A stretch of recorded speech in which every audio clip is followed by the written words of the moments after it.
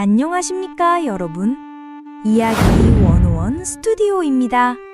클릭하신 모든 분께 대박 행운이 깃들기를 바라며 오늘은 전라도 지역에서 전해 내려오는 눌제의 박상선비의 이야기를 전하려 합니다. 우연히 함께하게 된 고양이와 눌제 선생의 기막힌 인연을 준비했습니다. 자, 그럼 시작합니다. 깊은 산중에 낙엽 구르는 소리마저 스산하던 시절, 폭군 연산의 서슬퍼런 칼날이 조정을 뒤덮던 때에 강직한 선비 한 명이 살고 있었으니 그의 이름은 눌제의 박상이었습니다. 그는 불의를 보면 참지 못하는 대쪽 같은 성품을 지녔으나 그 굳은 절개는 위태로운 시대 속에서 늘 스스로를 겨누는 칼날이 되기도 했습니다. 이야기는 눌제 선생이 한양으로 향하기 몇 해 전, 어느 장대비 쏟아지던 여름날 시작됩니다.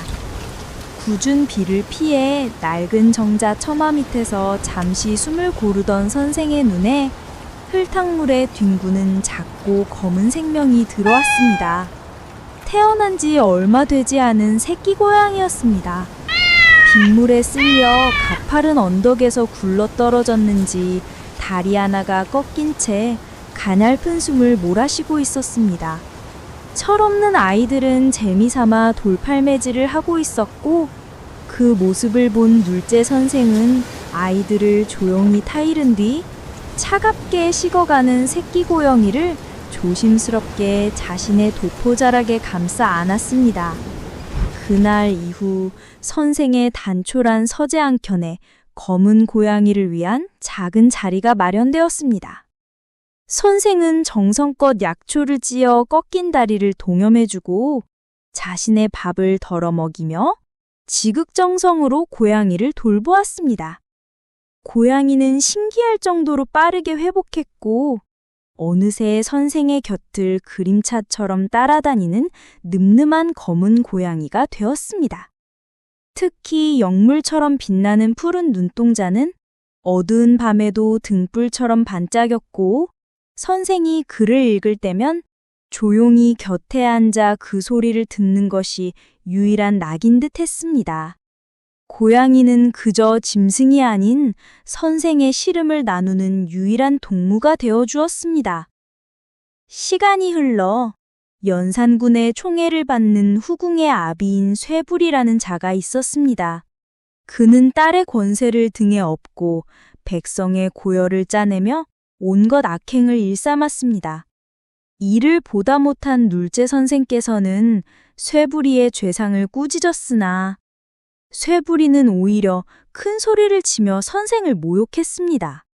의분을 참지 못한 눌제 선생은 결국 그 자리에서 쇠불이를 처단하고 말았습니다. 비록 악인을 벌했으나 국법을 어긴 것은 엄연한 사실이었으므로 눌제 선생은 스스로 죄를 청하기 위해 한양으로 길을 떠났습니다. 눌제 선생이 무거운 마음으로 길을 나설 때 검은 고양이가 호련히 나타나 그의 뒤를 따랐습니다. 며칠을 걸어 한양으로 향하는 큰 길에 다다랐을 때였습니다.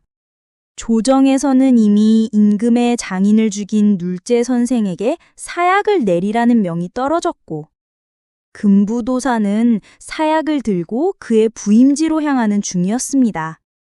바로 그때 앞서가던 검은 고양이가 갑자기 야옹 하고 날카롭게 울더니 선생의 도포자락을 세차게 물어당기기 시작했습니다. 그러고는 큰 길을 벗어나 으슥한 산길로 선생을 이끄는 것이었습니다. 이 녀석아, 왜 이러느냐? 나는 죄를 받으러 가는 길이다. 선생이 꾸짖었지만 고양이는 더욱 필사적으로 도포자락을 놓지 않았습니다. 문득 몇 해 전 자신이 구해준 이 작은 생명과의 인연이 떠오른 선생은 고양이의 행동이 예사롭지 않은 길이라 여기고 고양이의 뒤를 따랐습니다. 고양이가 이끈 길은 깊은 산 속의 허름한 절로 이어졌습니다. 선생이 절에서 하룻밤을 묵어가는 사이 사약을 들고 가던 금부도사는 그가 지나갔을 큰 길을 따라 엇갈려 지나가 버렸습니다. 고양이가 아니었다면 그는 길 위에서 허망하게 사약을 받았을 것입니다. 하지만 위기는 끝나지 않았습니다. 쇠부리의 집안 사람들이 복수를 위해 자객들을 풀어 선생의 뒤를 쫓기 시작한 것입니다. 절에서 나온 선생이 다시 길을 재촉하는데 앞에 두 갈래 길이 나타났습니다. 하나는 넓고 평탄한 오른쪽 길, 다른 하나는 덤불이 우거진 좁고 험한 왼쪽 길이었습니다. 당연히 오른쪽 길로 가려던 선생의 앞을 이번에도 검은 고양이가 막아섰습니다. 고양이는 온몸에 털을 곤두세우고 하악질을 하며 왼쪽 길로 가라는 듯 울부짖었습니다. 이미 한 번 고양이 덕에 목숨을 구한 선생은 더 이상 망설이지 않았습니다. 그는 말없이 고양이가 이끄는 험한 왼쪽 길로 발걸음을 옮겼습니다. 그리고 훗날 전해 듣게 되었습니다. 그가 지나치려던 오른쪽 길의 숲속에는 자객들이 매복하여 그의 숨을 끊으려 기다리고 있었다는 것을. 우여곡절 끝에 목숨을 부지한 둘째 선생은 이후 세상의 풍파가 잦아든 뒤에야 다시 세상에 나올 수 있었습니다. 평생을 함께한 검은 고양이가 늙어 세상을 떠나자 선생은 자신을 2번이나 구해준 이 영특한 벗을 위해 특별한 비석을 하나 만들었습니다. 그리고 훗날 자신이 묻힐 묘소 앞에 그 비석을 세워주며 그 깊은 은혜를 잊지 않았습니다. 사람들은 이 이야기를 전하며 말합니다. 아무리 작은 생명이라도 진심으로 베푼 은혜는 반드시 되돌아오며 의로운 사람의 길은 하늘뿐만 아니라 밈을 쫓아도 돕는 법이라고 말입니다. 오늘날까지도 눌제 박상 선생의 묘소 앞에 그를 지키듯 서 있는 작은 고양이 비석. 애묘비의 전설이 함께 전해져 내려오고 있습니다. 끝까지 시청하신 여러분, 감사합니다. 여러분, 저에게 1초만 내어주세요. 구독과 좋아요, 알람 설정은 저에게 큰 힘이 됩니다. 다음 기회에 좋은 이야기로 다시 찾아뵙겠습니다. 여러분에게 행운과 축복이 가득할 것입니다. 감사합니다.